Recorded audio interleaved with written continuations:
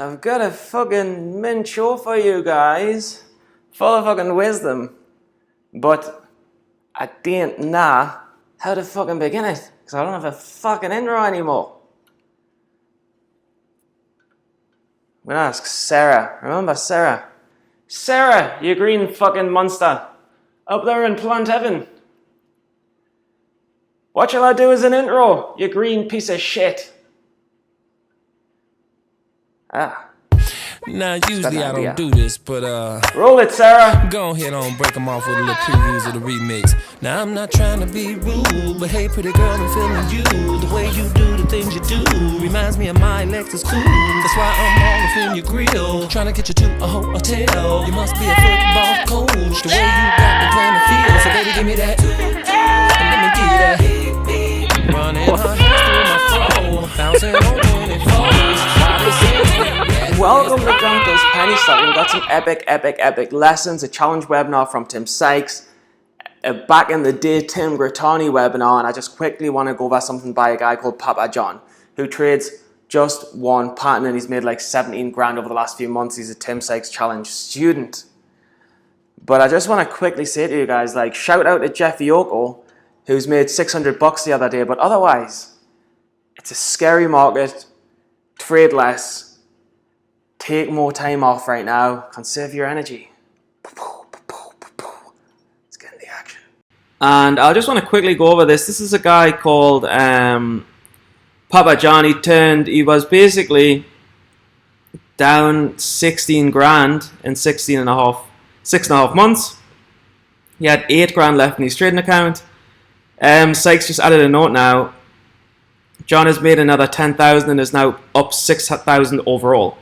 And he's done this since November 15th. So he's basically made about $17,000 since November. And the staggering thing is, read the whole blog for all of the tips, but the most important thing for me is he basically said, at one point in time I had 5 brokerage accounts open to get around PDT, yet my worst results came right after I opened these accounts. Now I can go multiple days where there are no plays for me, and I'm okay with that. Because when there is a play, I can take full advantage of it. The exact same thing happened to me when I was trading one setup and not trading for a couple of days. When that setup didn't come, I was making my most money and I was consistently profitable with a 70% winning average, 65 to 70%. Papa John has made like 17 grand in a few months, going days without trading. And to all of the people, guys, honestly, I found success doing it. Papa John's now successful overall doing it. The only reason I lost is because I broke the rules getting cocky.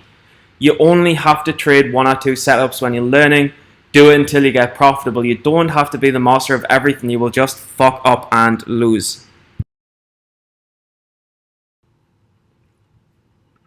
This is a Tim Sykes webinar, not really showing patterns, but it's kind of learning when you can push things and not push things, when you should be trading aggressively, when not so aggressively.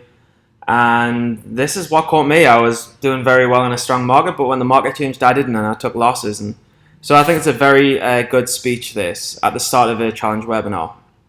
I know that it's counterintuitive, where you want to be the best trader, you want to make as much money as you can, but you have to learn when to push it and when not to push it. And this is a time not to push it, okay? If you were with me a few weeks ago, that was the time to push it. You have to learn to modulate, and it is the single toughest thing to do, to sit on your hands and not trade. I get it, but it is required. I can't tell you how many messages I'm getting from people saying, where are all the great plays? What's going on? You're freaking out. This is how the stock market works. You need to be prepared to not trade. You need to be prepared to take days off. You need to be prepared to be conservative sometimes. And as sucky as it is, it's actually a great opportunity to give you more time to study the past, which is the single least favorite thing for students to do, and it's also the single most important thing for you to do. I told you I would be your toughest teacher. Well, this is it, okay? It blows my mind that you guys are like, what about this stock? What about this stock? What about this stock? Here, I'll save you time. They're all shit. Okay? They're all shit. I'm long Kodak right now overnight. I'm probably going to have to cut losses. I'm down like 10 cents a share. It's opening down 20 cents. It looks... So, I mean, this is a slight preview into the challenge, but obviously it's one of the much slower weeks, and it's been choppy, and this is the problem. Like, when the market slows down, you've really got to slow down your trading. I mean, I'm literally trading once a day, sometimes no times a day, because I've learned that to have a winning percentage, mine right now is 72% for the month, really changed my ways since I took that loss and started winning more consistently again. But it's because I got so much more conservative with the patterns that I play, because it's not a time to be aggressive right now. And you can tell because there's no stocks over 50% gap in pre-market. Okay, so we heard Tim say, go back to the past. Luckily, for me, Tim Grattani's done a good, I think like 30, 40 webinars, something like that on the challenge. We can go back in time. This webinar is from March 2nd, 2015, and it's what, 2018 now, so 3 years ago. But he goes over multi-day breakout setups, and it's just really, really worth your time watching this. Probably VLTC. I mean, that's kind of a ridiculous example because it ran so well, and it's just so rare to see one go like this and have so many breakouts. But there are a lot of good breakouts in there to learn from. So the first thing I'm always looking at when I'm trying to figure out how far back to go is I'm looking at the volume on the daily chart. I want to be playing off of a breakout level with big volume. Actually, instead of VLTC, let's talk DGLY. I love the DGLY chart because it's such a pretty breakout before it went absolutely nuts. Where, I mean, in this case, I was going back a month when I was looking at resistance because it had this first spike in July where it got up to about 940, 950, something like that, and then faded back and consolidated for a month, and then suddenly had this second push where it started back down to the $3 area. Some kind of news came out again, and for a couple days it ran back up into this 880 area. Now, if we're looking at DGLY and this July run had never happened, I'm looking at this 880 level. I'm saying, okay, if this builds back up, if it breaks 880, it's a breakout, because none of these days had any kind of significant volume. I mean, even if some of these days back in July traded up at $10 or $11, but it traded 100,000 shares or 200,000 shares, I don't really care. What I care about is these 2 days right here where volume is so much higher than it had been before. And then I say, okay, we get the 880 breakout, great, I'll buy it, because anyone who was short during this couple day run is going to get squeezed, and it should go higher.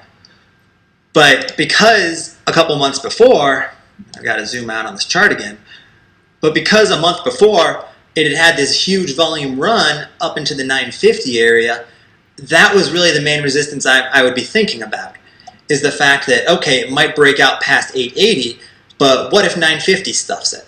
And the reason 950 concerns me is because it was big volume on these days. Again, I don't care about that 950 level if these 2 days had traded like 50,000 shares or a couple 100,000 shares, but we're talking about 6.2 million shares and 11 million shares.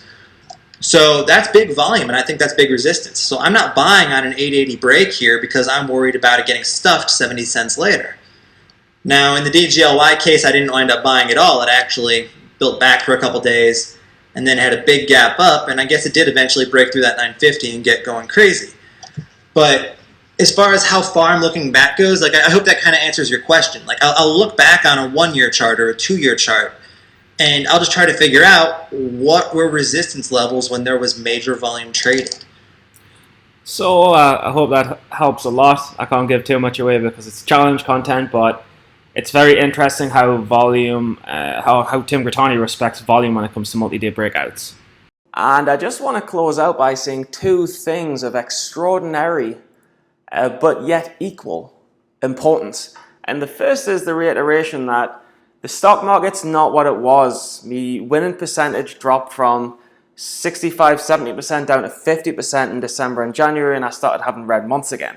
I'm back on a green week because I'm only trading 2 setups and I'm tracking data.